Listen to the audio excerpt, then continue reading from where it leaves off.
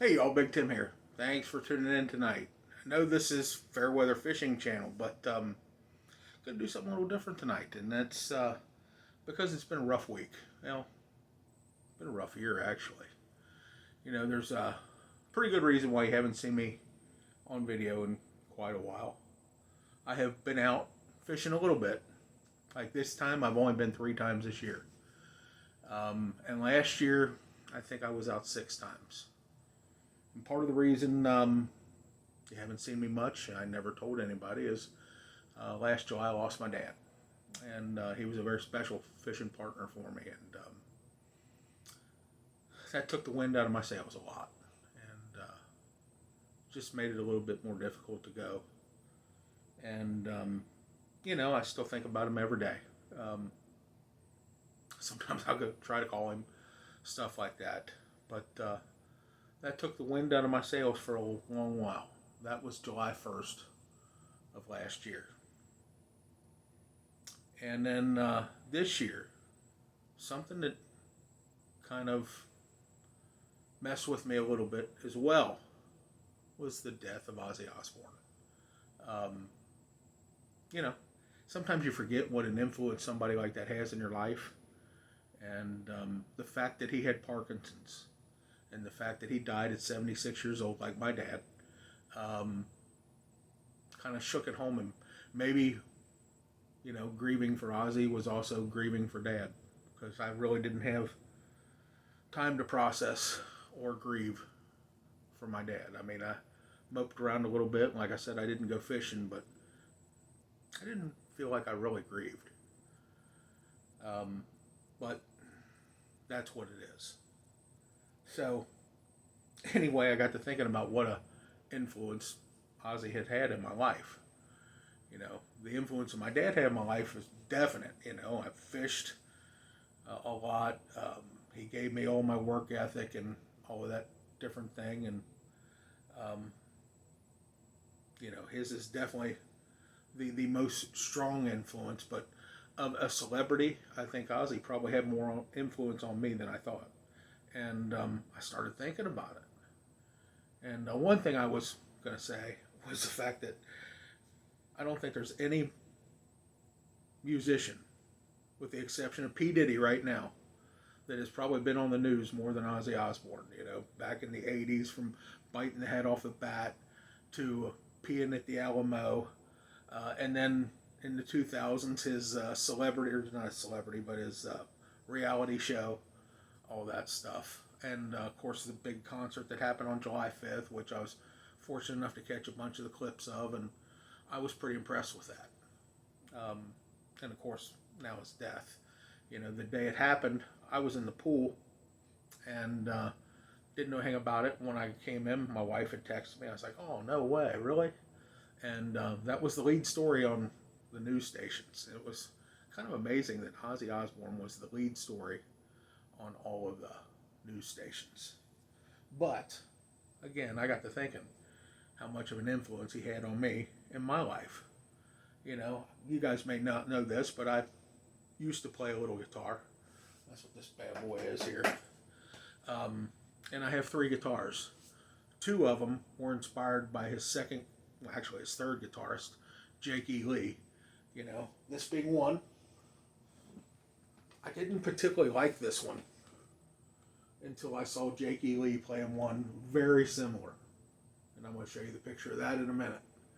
But I had lost the ability to play these things about 10 years ago when I had my shoulder operated on. I had my shoulder totally reconstructed. But on Tuesday night when I heard about Ozzy's death, I came in here and tried to play a little bit. And I really can't. But when I remembered the main riff, what is it? Of Crazy Train, it kind of came to me. And I can't move my fingers anymore because of arthritis and different things. But anyway, I'm not going to do it because I just make a fool of myself. I can't do it anymore. Can't do it anymore. So these bad boys may be up for sale. But my first guitar that I ever owned was a left-handed. I'm left-handed, of course. Um, Hondo 2. Not an expensive guitar, pretty cheap guitar. Um, but I took it on myself to rework it and repaint it because it was a sunburst color. It just didn't fit me or my style. Lo and behold, it came to be a white Strat, Super Strat. I put a whammy bar on it and painted it white with a black pickguard because of Jake E. Lee. And of course, that one like Jake E. Lee. So, Ozzy had a big influence. Because I remember the first time I heard his name, I was in 8th grade. Mr. Shetler's, I think it was social studies class, one of the kids came in wearing a shirt from Ozzy. And I'm like, who is this? What is this? So it wasn't long after that I went out and bought this bad boy. This was Ozzy's first album. Still got it 40 years later. Original from Jet Records. This is not the re-recorded version because it shows Randy Rhoads, Bob Daisley, and Lee Kerslake as the musicians. And what a phenomenal album. You know, I learned a few of the songs on here. I used to play I Don't Know, and of course Crazy Train. Suicide Solution.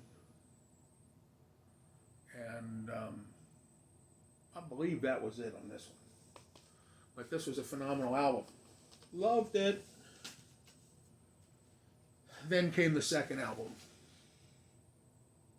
This one was a lot different.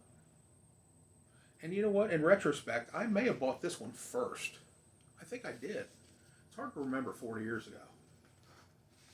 But this is so different because on the inside sleeve, it's got a picture of the band, all their names,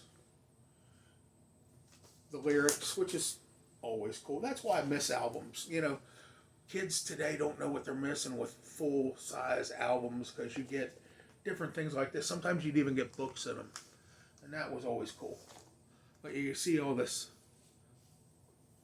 whatever these characters are.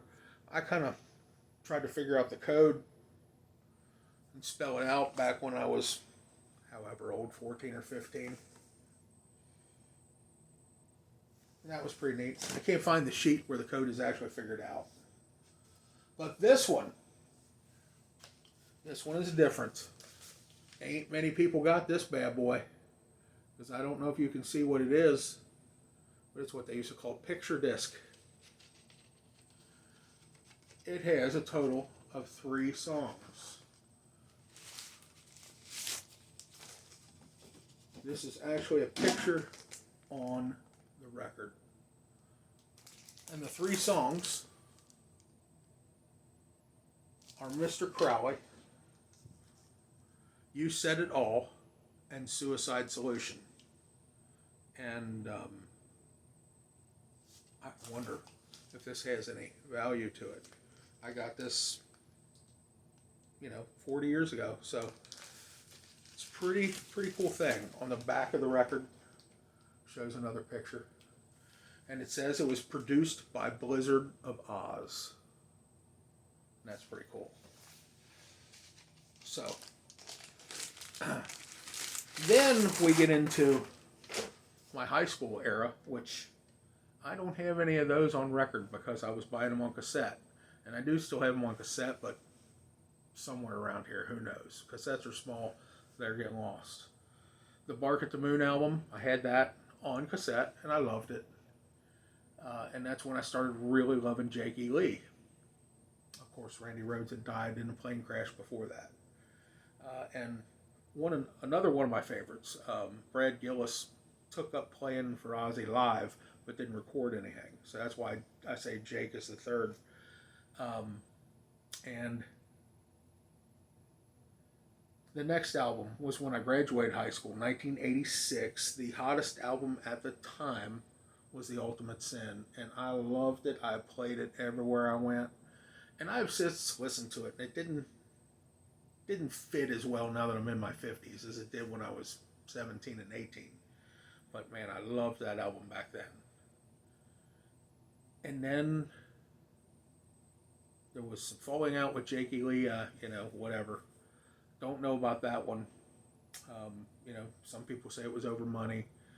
I wasn't there, I don't know. But then Ozzy got Zakk Wylde. And at the time, I wasn't real happy about it. I didn't particularly care for Zakk's playing, even though I loved the songs on the album and I loved the licks it was playing. I guess I was just upset because I missed Jakey Lee. Because now I think that Zakk Wylde is the best. I think he's amazing. I really do. I'm not a fan of Black Label Society. That's a little too hard for me.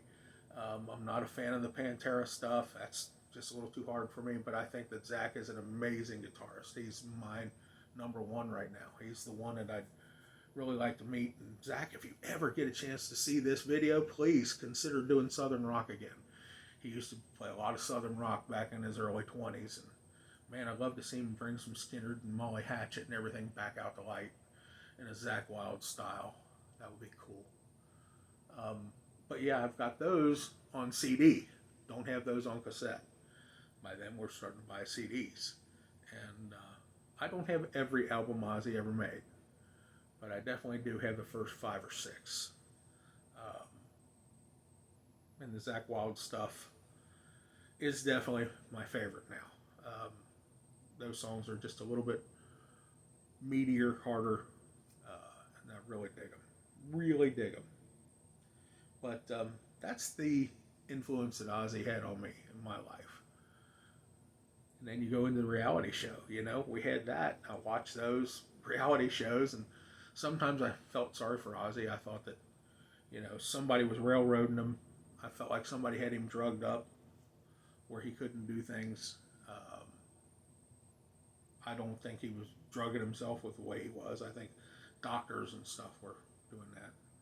Probably at the coercion of Sharon to keep him under control. But the one thing I really regret, never got to see him live.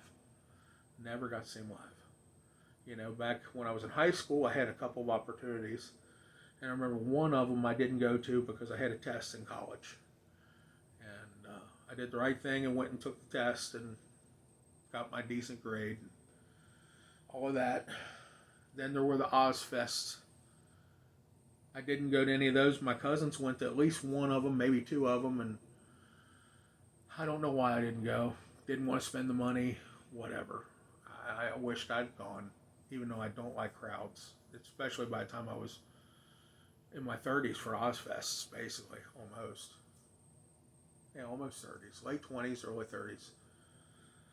And then just a couple years ago, he was at Riverbend, and I didn't go because, again, I don't like crowds and don't like spending the money. But I had seen Ozzy plenty of times. They used to play his concerts on MTV a lot, on Saturday nights, particularly back in the 80s, Headbangers Ball and all that stuff. They used to play the concerts, so I'm pretty familiar with the stage shows. And, of course, had a couple of his live albums on cassette.